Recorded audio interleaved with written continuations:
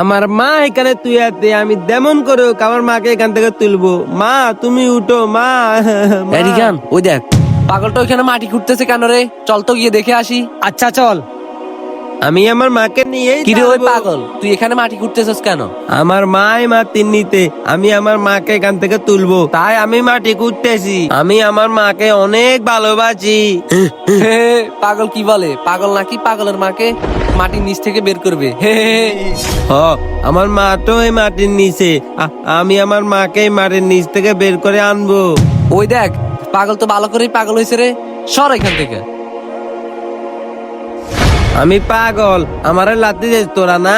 মা তো এখনো বাইতে আতে, তাই বুঝত না, মা মরলে বুঝবি। বন্ধু পাগলটার সাথে ভালোই মজা হলো। ওই সিয়াম, আমাদের মসজিদের ইমাম সাহেব আসতেছে। তাহলে তো তিনি ওই পাগলটা সম্পর্কে জানবে। চল আমরা ওনাকে জিজ্ঞেস করি। চল। আসসালামু আলাইকুম ইমাম সাহেব। ওয়ালাইকুম আসসালাম। ইমাম সাহেব, আপনার সাথে আমাদের কিছু কথা ছিল। জি ভাইয়া বলো। হুজুর, ওখানে একটা পাগল মাটি ঘুরতেছে। ও বলতেছে ও নাকি মাটি ঘুরে ওর মাকে বের করবে। ওর মা নাকি ওই মাটির নিচেই আছে। হুজুর, আপনি কি জানেন ওই পাগলটা কেন এমন করতেছে?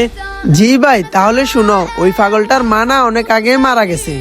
ওর মা মারা যাওয়ার পর থেকে ওকে আর কেউ দেখতে পারতো না, সবাই ওকে অবহেলা করতো এবং কি মারতো। তারপর থেকে ওই ছেলেটা মা করতে করতে পাগল হয়ে গেছে। হ্যাঁ, তমগো কি মা বেঁচে আছে? বেঁচে থাকলে কমেন্টে বলো আই লাভ মা।